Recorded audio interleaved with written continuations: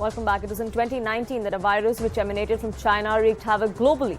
2.5 years later, almost 3 years later, China is once again hit with that very same crisis of COVID-19. After a strict zero-COVID policy for over 2 years, China has eased restrictions, perhaps after the backlash it faced. But now, China is experiencing a massive surge in coronavirus cases. Hospitals are overwhelmed, infections are rising, and the body count is increasing. Top health experts, though, have warned of worse. An epidemiologist has claimed that more than 60% of China and 10% of the world's population is likely to be infected with this virus over the next 90 days. Millions of deaths could occur. That's what this epidemiologist has now come out and said. They're claiming it to be a thermonuclear bag. For one, because this variant has hit during winter. China has a concerning number of inadequately vaccinated elderly population. Also, China may not even have the healthcare tools to treat a wave of illness expected to kill more than 1 million people through 2023. The situation is quite grim in China, which is why here on the Right Stand we ask, can China and Xi Jinping now escape accountability? That's the question we'll find answers to on this broadcast.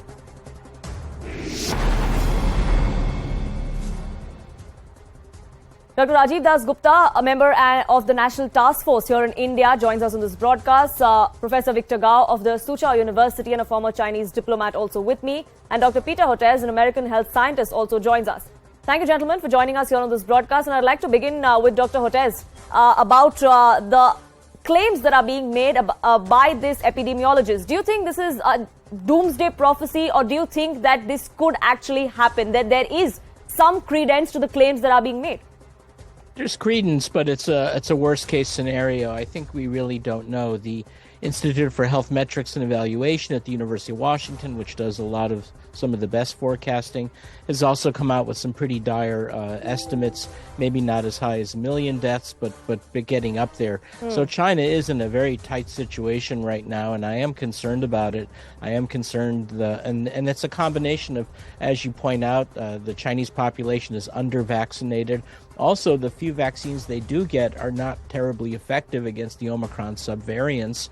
And then you have the problem, very low ICU, intensive care unit capacity, and low emergency room capacity. So that's a very toxic mix. I think the most impactful thing we can do right now is to see if we can get bivalent vaccine boosters into China as quickly as possible. There are the mRNA vaccines, which unfortunately are quite expensive, but also in partnership with Biological E in Hyderabad, our group is also working on a lower cost recombinant protein bivalent booster, and maybe that could have an impact.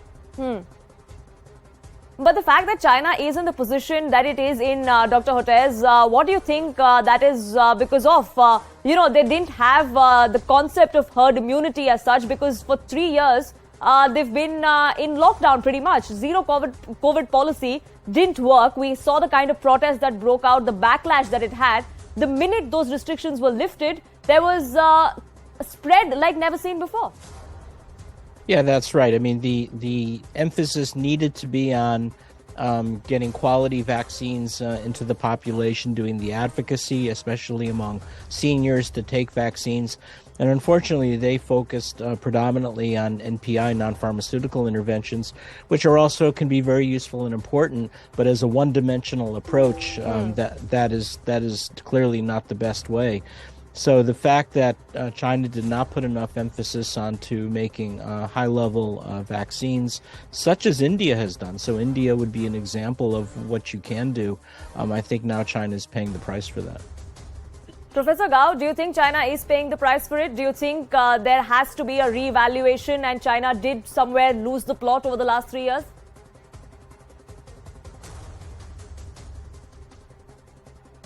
To their biotechnology capacity, which they have a lot. I think that there was some misdirections there. But by the way, it's not too late. I think they can rebound if they aggressively now move towards providing bivalent vaccines to the population. There are some homegrown ones that China is working on. I think if they partnered better with India, with Biological E, for instance, I think they could get that bivalent vaccine to the population in time. But it's a tight window, and they've got to start moving quickly. Sure, but Professor Gao, that would mean that you would have to concede that there was something wrong. Is China ready to do that? Several things. Thank you very much for having me. First of all, China is in transition from the original policy of dynamic zero COVID policy, which was practiced for almost 3 years and which resulted in huge success for China in terms of minimum deaths and minimum number of people getting infected. Now we are moving to the new model. That is, while we still want to minimize deaths and infections among the Chinese people, we also want to bring normalcy back to daily life and to economic activities. Now, achieving this transition is difficult and is high risk, as mentioned, and also involves a lot of uncertainty. Fortunately, the virus keeps changing and we are no longer facing this Delta variant. We are mostly facing this Omicron variant, which is less toxic in a sense.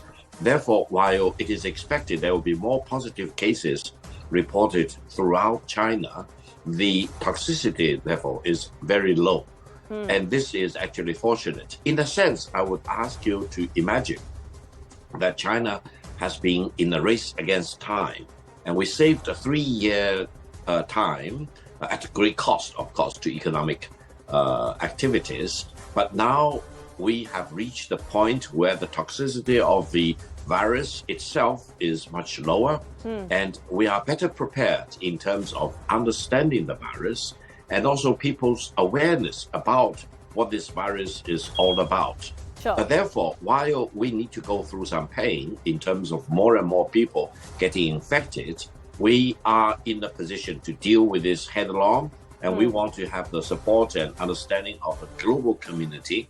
And in my own case, I just traveled from Beijing to the New York area. Most of my friends personally known to me in Beijing who were infected reported 3 or 4 or 5 days of difficulties, and then their symptoms became normalized. Sure. Hopefully this will be the predominant feature of the virus we are dealing with in China right now. And there will be hiccups, of course, but I truly believe we are in a controllable situation. Sure. Sure. I request you gentlemen to stay on with us because Dr. Li Ming Yan also joins us on this broadcast. She's a Chinese virologist, and if our viewers recollect, she was one of the first ones to have actually blown the lid of how this could have been a lab-made virus.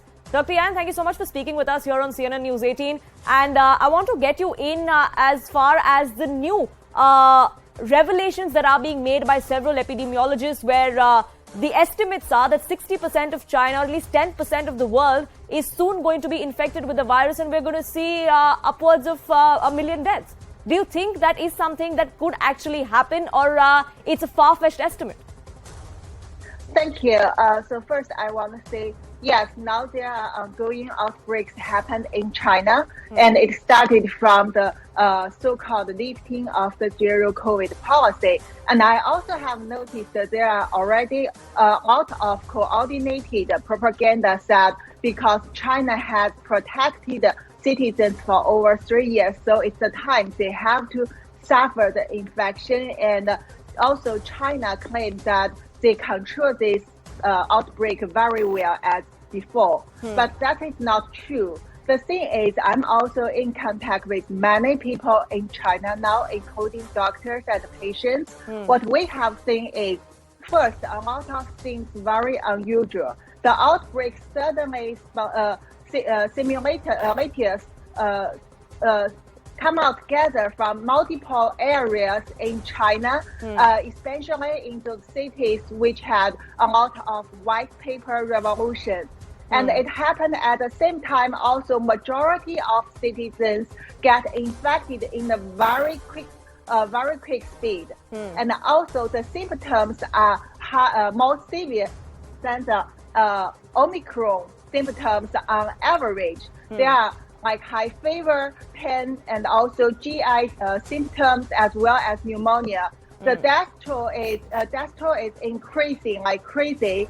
Also, we have seen other things very similar back to 2020, early 2020 in Wuhan. At that time, Chinese Communist government claimed that the pandemic was under the control. However, it's like that time, China say the same thing. And also China controlled the treatment at that time because now people are not allowed to purchase the painkiller or anti-fever drugs, it's not only because of lack of drugs and lack of manpower.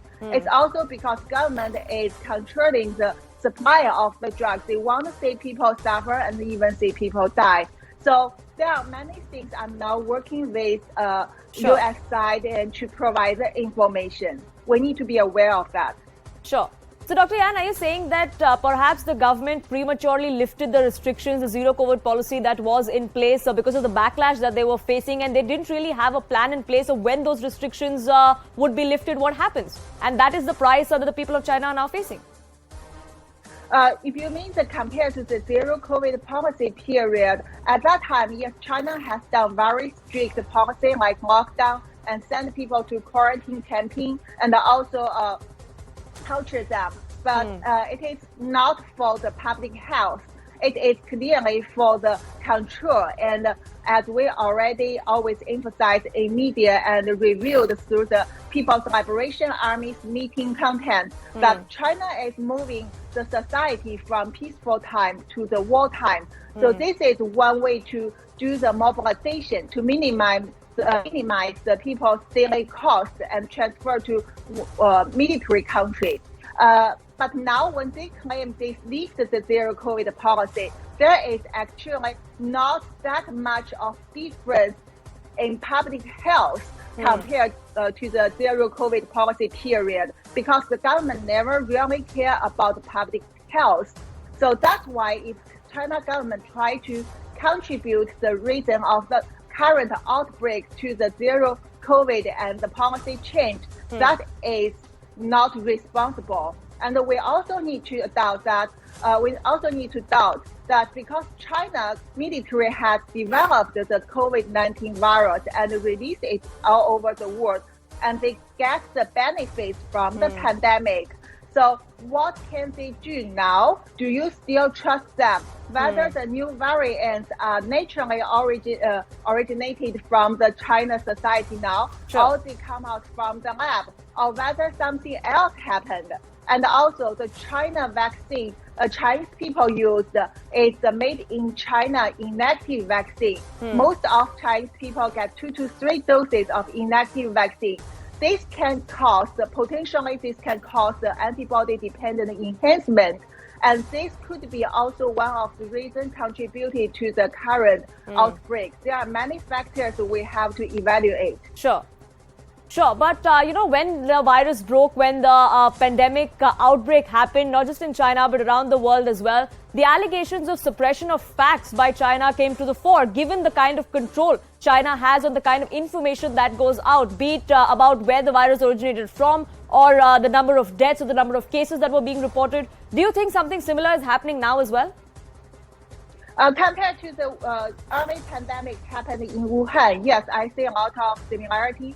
Except for the things I mentioned to you, also we see that military's role is important in the outbreak. For example, in the People's Liberation Army's, the Chinese military's top media, they have already published the article recently on behalf of CCP and Xi Jinping to talk about the military's role in this anti-COVID at this moment.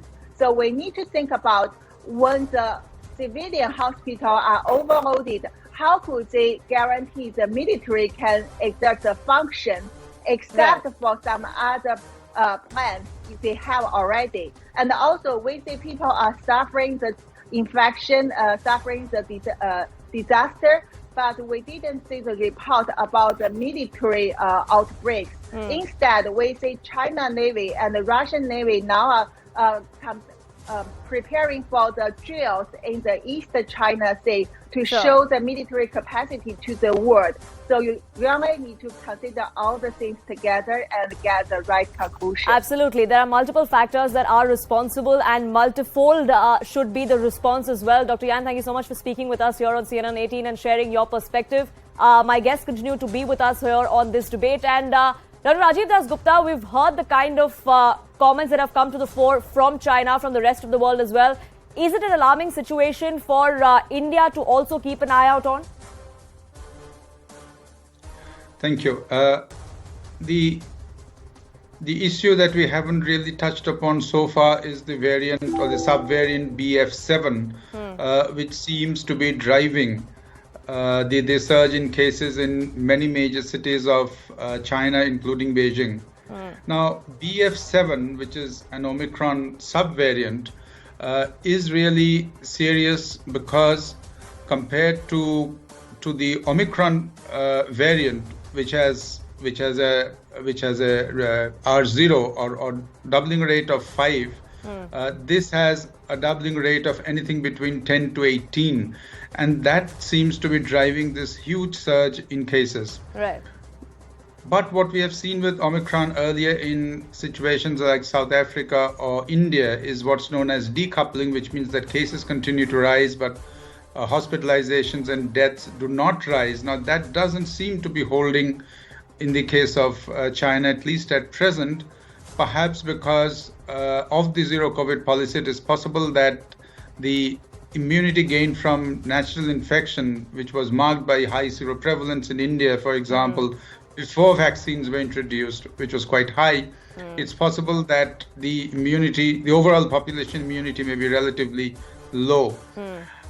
Also, what we need to keep in mind from the Indian point of view is that this BF7 has already been identified by the GBRC, which is the Gujarat Biotechnology Research Center in Gandhinagar, along with other fast multiplying and fast emerging variants such as BA517. Now, the extent to which these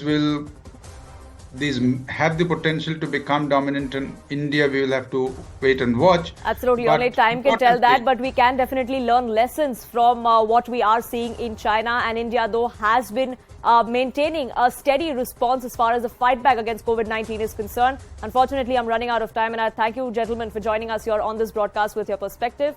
With that, it's a wrap from me on this edition of The Right Stand.